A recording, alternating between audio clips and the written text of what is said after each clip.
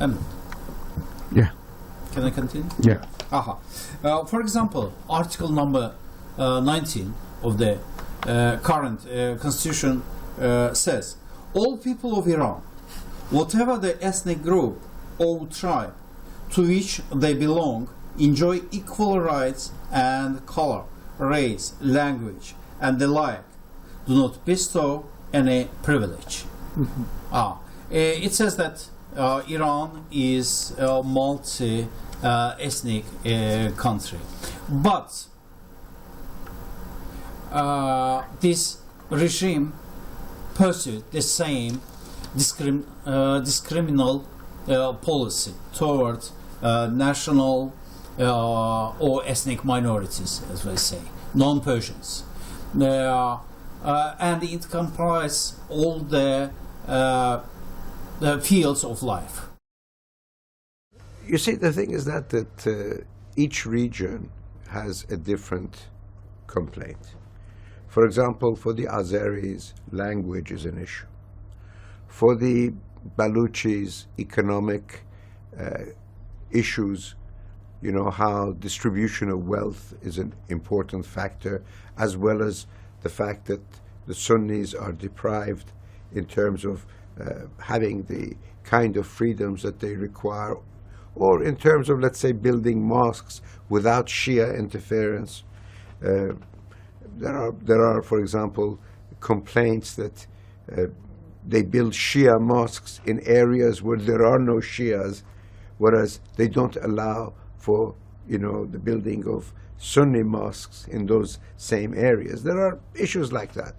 But for the Arabs, for example, they're all Shias, so they're not worried about the fact that the official religion of the state is Shiism. For the Kurds, again, this right of, you know, sort of their rights as Sunnis is an issue, but they are next to Iraq. They see what's happening over there. They would like to have greater autonomy, political issues. So it's a wide-ranging number of issues.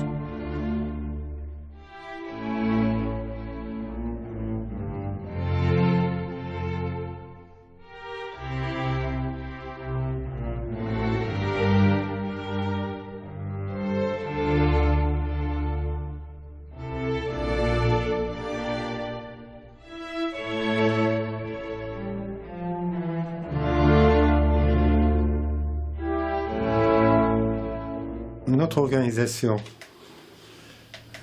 Association pour la liberté et les droits de l'homme en Iran, a été créée en 1977.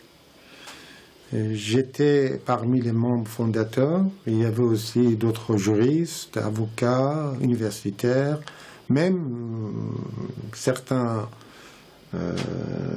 personnalités politiques de l'opposition du Shah, dont Mehdi Bazargan, qui a été par la suite nommé Premier ministre pendant cette politique de transition par Ayatollah Khomeini. Bon. Évidemment, on avait créé cette organisation pour que, d'une part, les droits de l'homme soient respectés par le régime du Shah, d'autre part, que la constitution monarchiste de 1906, qui a été violée pendant des décennies par les deux rois par la ville, le père ou le fils, soit appliquée et respectée. Ça veut dire qu'on n'était pas du tout dans le contexte où on recherche une révolution.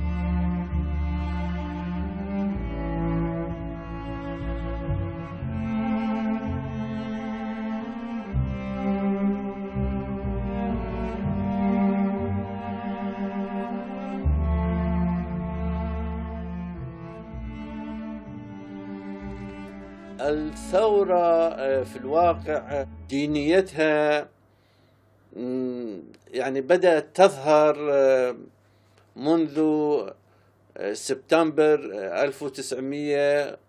1978، يعني بعد ما يعرف باسم مظاهرات ساحة 17 شهريور في طهران، وأنا كنت فيها آنذاك. يعني ولا قبل الثورة بتقريبا أشهر كانت الأمور، حتى الشعارات، حتى يعني الصور اللي يعني ترفع في واللافتات اللي ترفع في المظاهرات لليسار، للقوى الوطنية، يعني للقوميات حتى في مناطقها.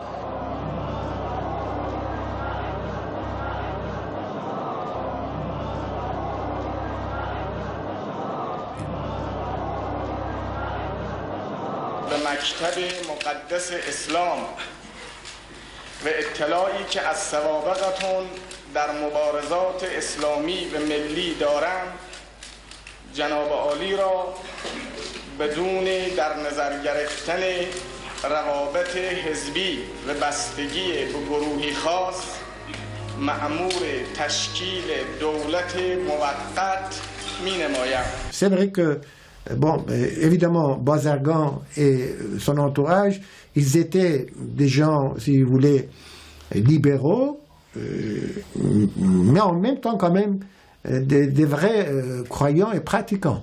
C'était un vrai musulman. Et par conséquent, peut-être pour Bazargan, c'était, si vous voulez, Khomeini n'était pas son idéal. Khomeini n'était pas... Bon, mais quand même, il pensait qu'il pouvait, s'il acceptait le poste de Premier ministre, il pouvait s'arranger avec Khomeini, que Khomeini reste le chef des croyants, le chef religieux, et lui, le chef du gouvernement.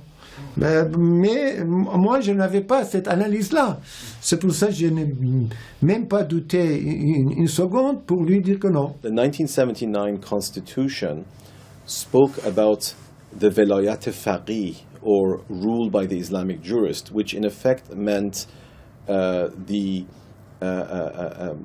appointment, the self-appointment of Ayatollah Khomeini as the supreme ruler who was above the law. So this very narrow, authoritarian and totalitarian interpretation of Shia Islam was presented as a return to Iran's traditional identity.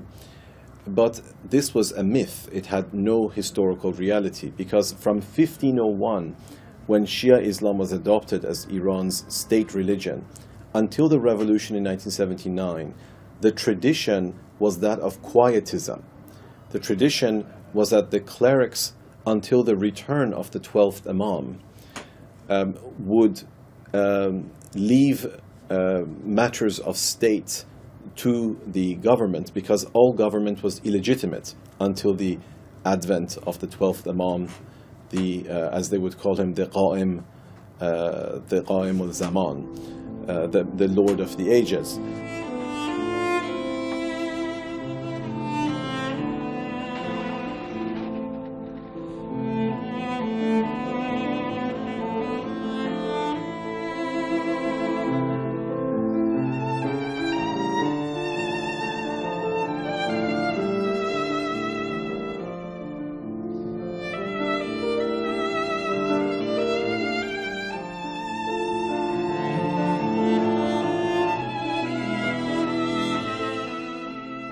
هي الحرب في الواقع وقعها الرئيسي كان في منطقتنا في الأهواز وفي إقليم عربستان، وخاصة أنه منطقة حساسة، والنفط والغاز وثروات التي يعني يستخدمها النظام في طهران وما شابه ذلك.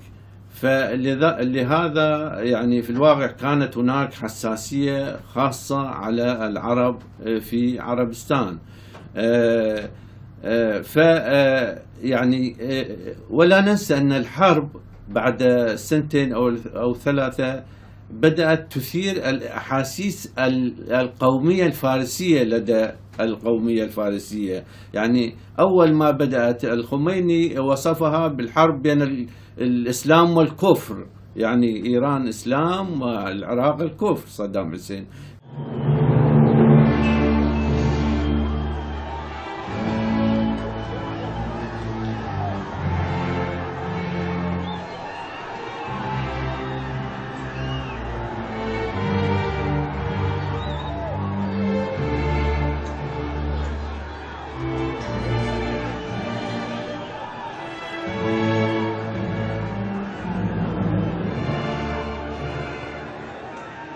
one of the issues that we have in understanding the question of religious and national minorities in Iran, and not just in Iran, but throughout the region of the Middle East, is what I would call the securitization of human rights, turning human rights into a security issue, equating respect for the human rights of minorities as a threat to national security. This is a very dangerous and destructive path to follow.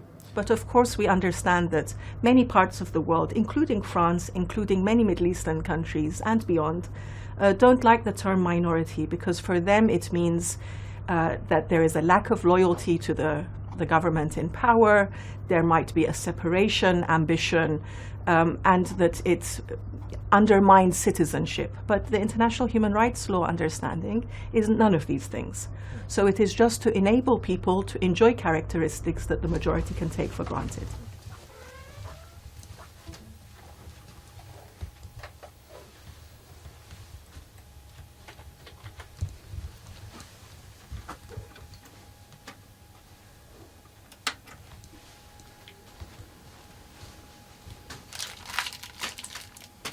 أخذوا يبنون مستوطنات في داخل مدينة الأهواز بيسموها شهرك بالفارسية، والآن تطورت لتكون يعني في محيط الأهواز. هناك مستوطنة تسمى شيرين شهر أخذوا يبنوها في جنوب شرق الأهواز، وأخرى رامين التي بناها مقاولون تابعون للحرس الثوري الإيراني وبدعم من محسن رضائي أمين مجلس تشخيص مصلحة النظام.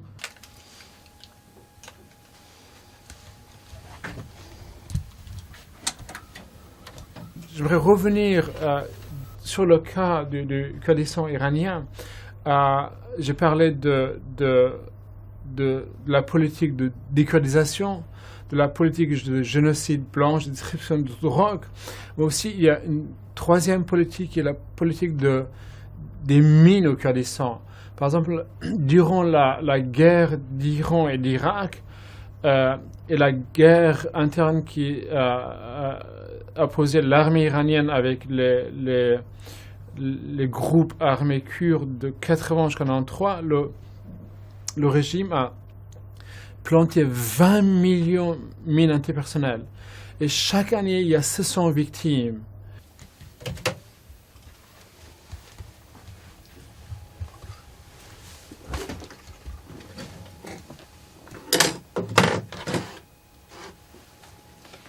Khomeini, en tant que leader de la révolution, en tant que guide suprême, faisait des discours devant les caméras de la télé gouvernementale, en demandant, comme une fatwa religieuse, en demandant aux parents de dénoncer leur enfant. De dénoncer leur enfant.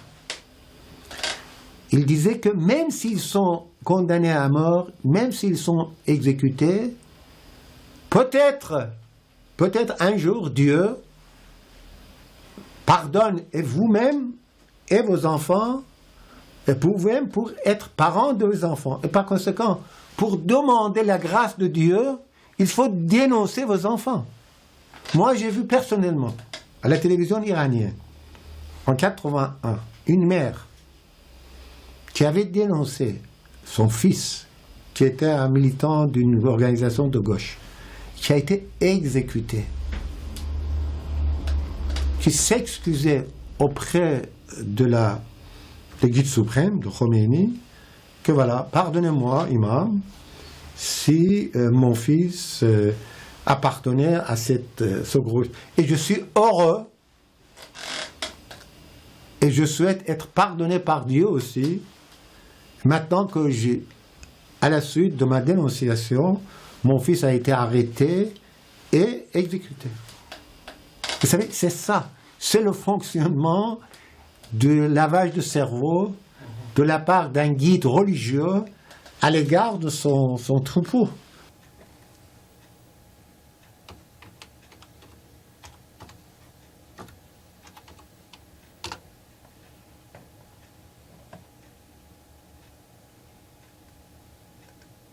Ça, c'est une des formes de crime qui est donnée au peuple, aux familles des victimes de l'exécuter en fait. Et selon la confession et aussi selon le genre de la personne, par exemple selon le code pénal iranien, une femme considérée comme la moitié d'un homme ou un non-musulman, un chrétien ou un bahaï ou autre, c'est considéré aussi la moitié. Par exemple, si mon fils tue le fils de quelqu'un, le père du fils peut tuer mon fils, si on est les deux musulmans. Ou l'autre choix, c'est de demander une récompensation financière. Ou troisième voie, c'est de pardonner. Mais si c'est une femme, si mon fils tue une fille, le père de la fille ne peut pas tuer mon fils. Il doit payer la moitié. C'est pour ça que je vous ai dit, dès le départ, ils ont commencé. Parce qu'au départ, il n'y avait pas de texte. Il y a un nouveau régime qui s'installe. Ils ont dit, toutes les lois sous l'ancien régime sont abolies. Et par conséquent, et tout de suite aussi, il a nommé un mollah qui était vraiment un psychopathe, hein, qui s'appelait Khalkhali, comme Hakim al-Shar, comme le chef religieux, pour faire 2, 3, 5 minutes un petit interrogatoire avec, par exemple, certains responsables de l'ancien régime, et tout de suite condamné à mort. Sur quelle base juridique? Il n'y a pas de loi. Bon, sur la base de la charia. Quelle base de la charia? Parce que ce sont des gens corrompus, ce sont les gens qui avaient un rôle important dans un régime corrompu, dans un régime de dictature, etc., etc. Parce qu'il y avait aussi un article encore dans le Coran, disait que celui qui mufsidouna fil ars, qui font en fait, si vous voulez, des façades sur terre, évidemment, doivent ou peuvent être condamnés à mort. Vous savez, des choses comme ça. Ou lorsqu'on dit Mohareb, on dit Mohareb, ça veut dire celui qui est en guerre contre l'islam. Maintenant, on dit non, contre le régime. Tout d'abord, le régime, c'est l'islam. D'accord? Premièrement. Deuxièmement, on dit contre le régime, qu'est-ce que ça veut dire? Ça veut dire avec une Kalachnikov, avec des missiles. Ah, non. Même si vous êtes arrêté lors d'une manifestation pacifique, mais dans votre poche, il y a un petit couteau. Ah, c'est une arme. C'est inscrit dans le code pénal islamique.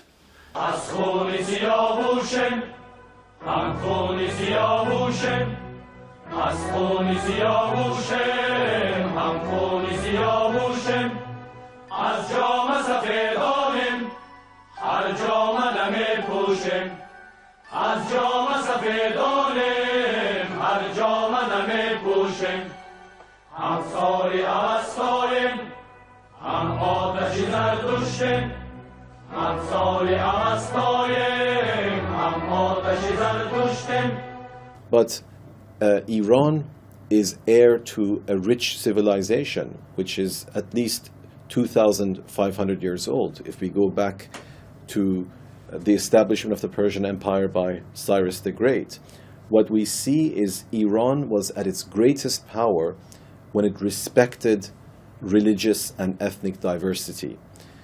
We, of course, have the famous Cylinder of Cyrus, which was a declaration of human rights in 450 BC. The Cyrus Cylinder even inspired those that wrote the American Constitution, the Virginia Bill of Rights in 1776.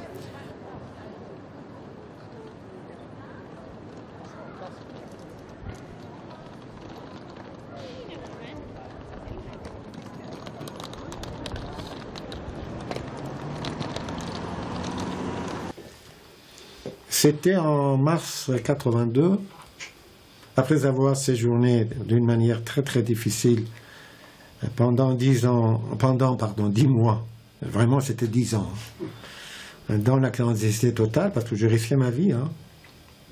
Il y avait une fatwa contre moi de la part de Khomeini, parce que j'avais publié quelques articles contre le premier code pénal islamique, contre par exemple les châtiments corporels, contre Qisas, la loi de Talion. Il a dit d'une manière très très claire que celui qui critique le Qisas, il critique le Coran.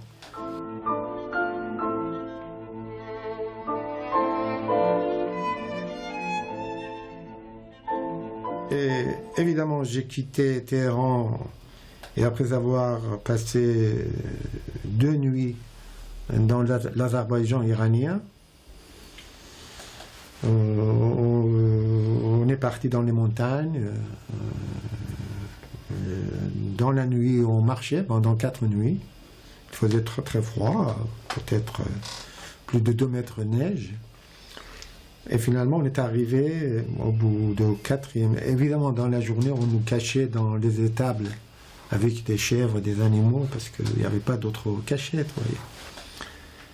Et au bout de 4e nuit, on est arrivé dans un village kurde.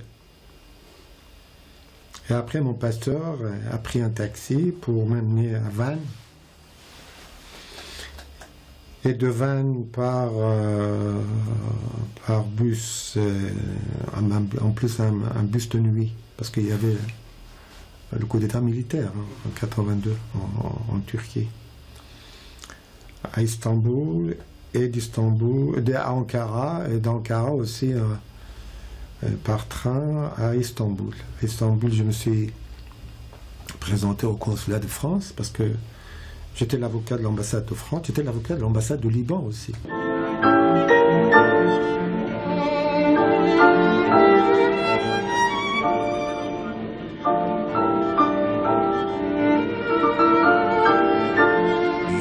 J'ai pris l'avion le 9 avril 82 à destination de Paris.